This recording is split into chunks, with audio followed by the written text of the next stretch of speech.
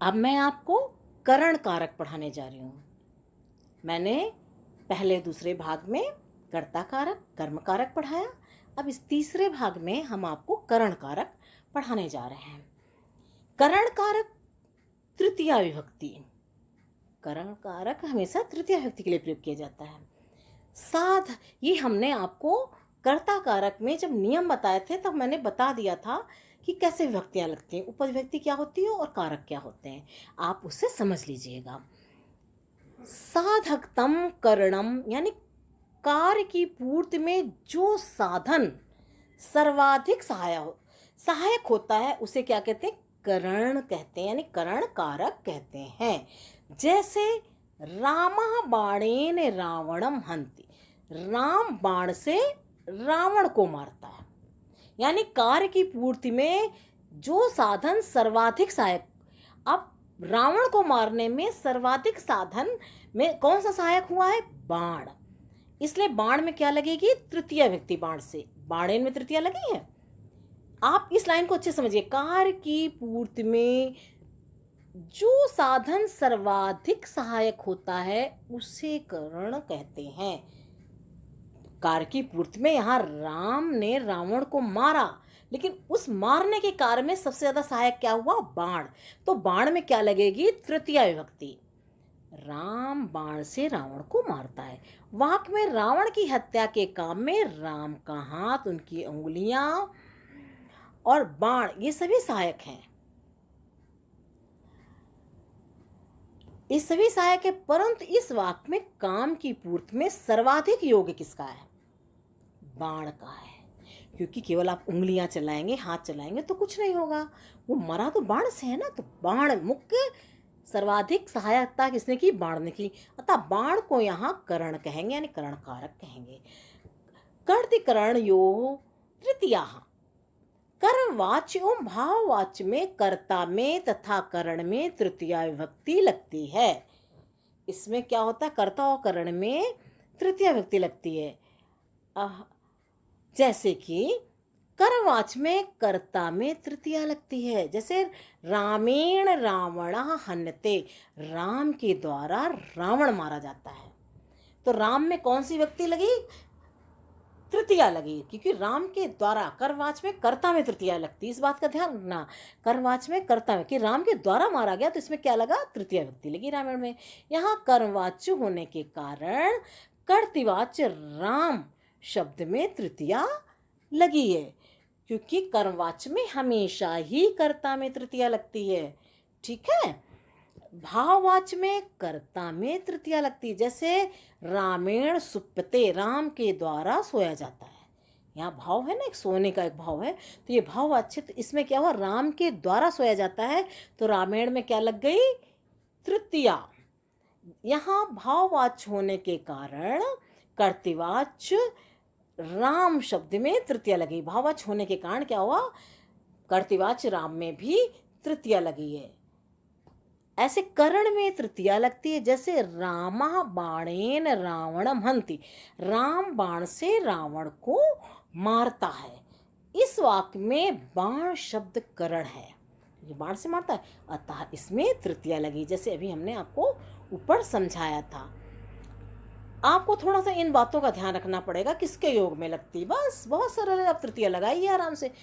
ऊन, वारण यानी रोकना, प्रयोजनार्थे चा, ऊन यानी कम, वारण यानी रोकना, प्रयोजन यानी मतलब अर्थ वाले। जहाँ कम करने की बात हो, जहाँ रोकने की बात हो, प्रयोजन हो, अर्थ वाले शब्द में क्या लगता है? कि योग में तृतीया लगती है। उनार्थक शब्द से ऊन, हीन, न्यून ये शब्द है उनार्थक के। शून्य, इन सबसे कोई चीज़ कम पता चलती। आदि के योग में तृतीया लगती है। जैसे अब हम आपको उदाहरण समझाएंगे। जैसे कि हीन है ना, कम होना। धर्मेण हीनः मानवा पशु। धर्म से हीन मनुष्य क्या है? पशु है। तो किससे हीन है? धर्म से। इसलिए धर्मेण में क्या लग गई? तृतीया लग गई। हीना के कारण धर्मेण में तृतीया है। न्यून, इसका भी अर्थ कम है। इदम रजत खंडम माशीण न्यूनम अस्ति, यह चांदी मासा भर कम है। कितनी कम है? मासा भर कम है। इसलिए माशीण में क्या लग गया?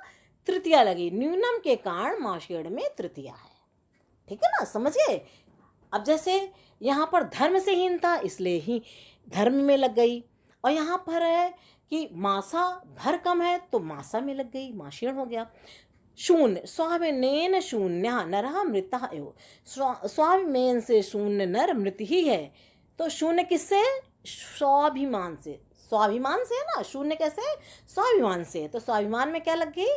तृतीया। शून्यम के कारण स्वाभिमान में तृतीया है। ऐसे रहित, बहुत सरल है, देख लो आप, देख लो कितना सरल है कि आप जिससे रहित है, जिससे शून्य, जिससे कम है, तो आप वहां पर क्या लगा देंगे? तृतीया, रहित के लिए। जैसे लोभेन रहिता, अब रहित किससे? लोभ से, तो यहाँ क्या लग जाएगा? तृतीया। नरः सुखम लभते, लोभहीन नर सुख पाता है, रहिता के कारण लोभहीन में तृतीया है। वारणार्थक शब्द, अलम कृतम, जैसे किसी चीज को रोका जाता है ना, किम आदि के योग में तृतीया लगती है। जैसे अलम विवादेन, आपने बहुत पढ़ा होगा, अलम में, अलम विवादेन, तो विवाद में क्या लग गया? तृतीया। कई बार ऐसे रिक्त स्थान आते हैं, जैसे क्या किया, अलम लिख दिया और डैश डैश कर दिया और उधर लिख दिया विवादाय, विवादात, विवादेन। तो आपको यदि ये समझ में आ गया कि अलम के योग में तृतीया लगती, तो आप विवादेन ही लिखेंगे। ठीक है, आप ब्रैकेट में मान लो 3 शब्द है तो आप विवादेन लिखकर अपना नंबर पा जाएंगे। अलम के कारण विवादेन में तृतीया है। अलम कोलाहलेन कहते हैं, शोर मत करो, तो अलम लगता है ना, कोलाहलेन, कोलाहल में तृतीया लग गई। ऐसे किम कलहेन किम, किम में भी कलह से क्या है? किम के कारण कलहेन में तृतीया लगी हुई। प्रयोजनार्थक शब्द, प्रयोजन वाले अर्थों में भी, शब्दों में भी तृतीया लगती है। जैसे कि अब मैं आपको समझाती हूँ। प्रयोजनार्थक शब्द में प्रयोजनम, गुणा, अर्था, लाभा के योग में तृतीया लगती है। जैसे प्रयोजन क्या है? मम अनेन पुस्तकेन ना प्रयोजनम, मेरा इस पुस्तक से कोई प्रयोजन नहीं है या मतलब नहीं है। तो किससे प्रयोजन नहीं है? पुस्तक से। इस प्रयोजन के कारण पुस्तकेन में तृतीया लग गई, क्योंकि प्रयोजन किससे नहीं है? पुस्तक से नहीं है। गुणा, मूर्खेण पुत्रेण कह गुणा, मूर्ख पुत्र से क्या लाभ? ठीक है, यहाँ भी मूर्खेण पुत्रेण, पुत्र के लिए मूर्ख शब्द का प्रयोग हुआ है, इसलिए यहाँ पर मूर्खेण पुत्रेण दोनों में क्या लग गया?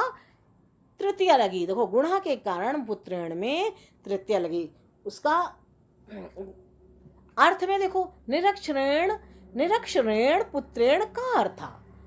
अब पुत्र कैसा है? निरक्षर है, उससे क्या लाभ है? अर्थ के अर्थ में भी, इसमें निरक्षण में और पुत्रेण दोनों में द्वितीया लग गई। अर्थ के कारण पुत्रेण में क्या लग गई? तृतीया विभक्ति लग गई।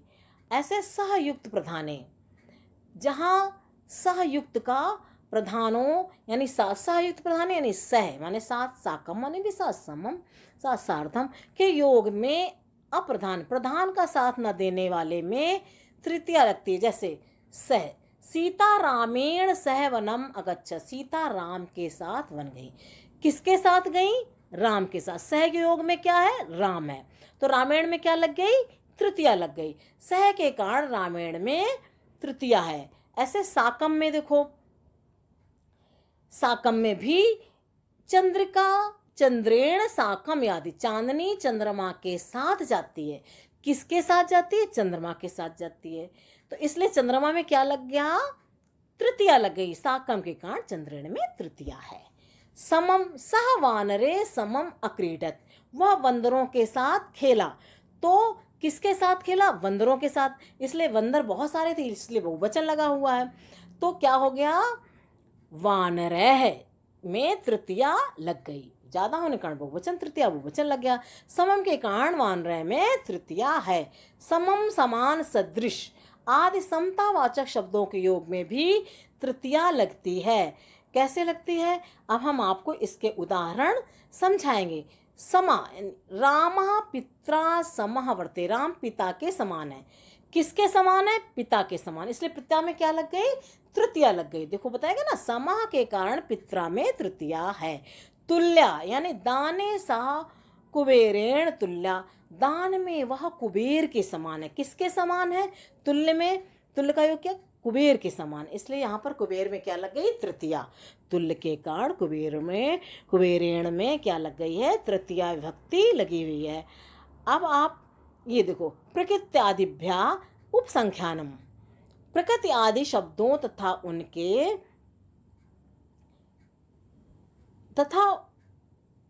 उनके समानार्थी शब्दों में तृतीया विभक्ति लगती है। जैसे दुग्धम प्रकृत्या मधुरम, दूध स्वभाव से क्या होता है, मीठा होता है। तो मीठा होता है कि किससे होता है, प्रकृति से होता है, यानी स्वभाव से। तो प्रकृत्या में क्या लग गया, तृतीया लग गया। असो जात्या, वह जाति से क्षत्रिय है। तो किससे क्षत्रिय है, जात्या। इसकी प्रकृति क्या है, इसकी क्या प्रकृति है, वो जाति से है। तो जात्या में क्या लग गया, तृतीया विभक्ति लग गई। अब ये ना अंगः विकारः, जिसके अंग में विकार हो, ये ना अंगा विकार है यानी हीन हो, यानी तो उसमें क्या, उसके योग में क्या लगता है, तृतीया लगती है। विकृत अंग के वाचक शब्द में भी तृतीया विभक्ति लगती है। जैसे असो नेत्रेण काणा, यानी नेत्रों से काना है। तो नेत्रेण में क्या लग गई, यहाँ पर तृतीया है। जिससे हीन है यानी आंख से है, इसलिए नेत्रेण में काणा, वह नेत्र का काना है। यहाँ पर विकृत अंग क्या है, नेत्र। असो नेत्राभ्याम अंधा अस्ति, वह आंखों से अंधा है। किससे अंधा है वो, हीन किससे, आंखों से, इसलिए नेत्राभ्याम में क्या लग गई, तृतीया लगी। लेकिन चूंकि नेत्र दो होते हैं, आंखें कितनी होती, दो होती हैं, इसलिए यहाँ पर द्विवचन लगा हुआ है। नेत्र नेत्राभ्याम यानी द्विवचन का प्रयोग हुआ है। यहाँ विकृत अंग नेत्र, इसलिए यहाँ पर तृतीया लगी। सा धनेन हीना, देखो वो धन से हीन है, तो हीन किससे है, वो धन से, इसलिए धन में क्या लग गई, तृतीया लगी। पृथक बिना नाना भी तृतीया अन्यतर श्याम, पृथक बिना नाना के साथ क्या लगता है, पृथक बिना नाना के साथ क्या लगता है, अभी बिना के साथ मैंने ये बताया था क्या लगता है, तृतीया। द्वितीया में भी बताया था कि तृतीया और पंचमी विभक्ति लगती है। जैसे ईश्वरेण या ईश्वरात या ईश्वरम, वा पृथक मम कह रक्षत, यानी ईश्वर से भिन्न मेरा कौन रक्षक है। इसलिए यहाँ पर पृथक के योग में ईश्वर में क्या लग गई, तृतीया भी लगी है, ईश्वरेण भी है, पंचमी ईश्वरात भी है। ईश्वरेण, आप तीनों में से कुछ भी एक लिख देंगे आपका सही होगा। बिना, जलेन, जलात, ये तीनों में ना द्वितीया तृतीया पंचमी तीनों लगती हैं। या जलम, ये द्वितीया है, ये पंचमी है, ये तृतीया है। वह बिना तड़ागः, तड़ागः न शोभते, पानी के बिना तालाब शोभा नहीं देता है। बिना के कारण जल में तृतीया पंचमी और द्वितीया लगी हुई है। ठीक है, ऐसे ही नाना धनेन, नाना धनेन, धना धनम व जीवनम कष्टकर, आप चाहे लिख दें धनम व जीवनम कष्टकर करम, चाहे लिख दें धनेन लिख दें, लेकिन आपका धनात लिख दें, आपके सब में आपका यह सही होगा। धन के बिना जीवन कष्टप्रद है, यानी बिना शब्द का प्रयोग। नाना के कारण धन में तृतीया भी लगी, पंचमी भी लगी और द्वितीया भी लगी हुई है। अब हम आपको अभी तक हमने उदाहरण से समझाया, अब हम आपको शॉर्ट फॉर्म में थोड़ा सा समझा रहे हैं। आप इसको ऐसे देखिए एक नज़र में, प्रयोजन यानी प्रयोजन और मतलब तृतीया। मान लो आपका ज़्यादा समय नहीं है तो आप जल्दी से इतना हिस्सा देख कर, या कॉपी में लिख लेते हैं तो कॉपी से देख करके आप इतना तो आपको याद रहेगा कि प्रयोजन यानी तेन मम प्रयोजनम नास्ति, मेरा प्रयोजन नहीं किसे, उनसे। तो तेन में क्या लगे, तृतीया लग गई। हीना यानी रहित जहाँ होती वहाँ भी तृतीया लगती है। विद्या हीना पशु बहुत, विद्या से हीन मनुष्य पशु होता है। सह साकम सार्धम में भी तृतीया लगती है। तो सीता रामेण सह वनम गच्छत, चाहे कहो सीता रामेण साकम वनम अगच्छत, या सीता रामेण सार्धम वनम अगच्छत, सम में रामेण में तृतीया ही लगेगी। सदृश सम सामान तुल्य में भी तृतीया लगती है उसके योग में। जैसे रामेण तुल्य को, या रामेण सदृशा, या रामेण समम, न भूतो न भविष्यत। फिर ऐसे अलम बंद करो या रहने दो में भी तृतीया लगती। अलम, अलम कोलाहलेन, अलम विवादेन, अलम कलहेन, अलम के योग में क्या लगेगी, तृतीया। आपको रिक्त स्थान भरने को भी आए तो आपको उपपद विभक्ति के बारे में पता होगा तो आप बड़ी आसानी से भर लेंगे। बस आपको रिक्त स्थान भर लेंगे या कुछ करने को आएगा, आप कर सकते हैं। बस आपको मेरा समझाया हुआ थोड़ा ध्यान से समझना पड़ेगा। एक बार में नहीं तो 2-3 बार में आप समझ जाएँगे। आप समझ जाइए, मेरा तो उद्देश्य यही रहता है आप बहुत अच्छे नंबरों से पास हों और आप सही-सही करें, इसलिए मैं थोड़ा-सा आपको विस्तार से समझाती हूँ। तो कोई बात नहीं, आप थोड़ा समय दो और अच्छे से समझो। ऐसी भी जल्दी क्या है कि पेपर का अच्छा ना हो। आप खूब अच्छे से समझो, धैर्य से समझो और अच्छा पेपर करो।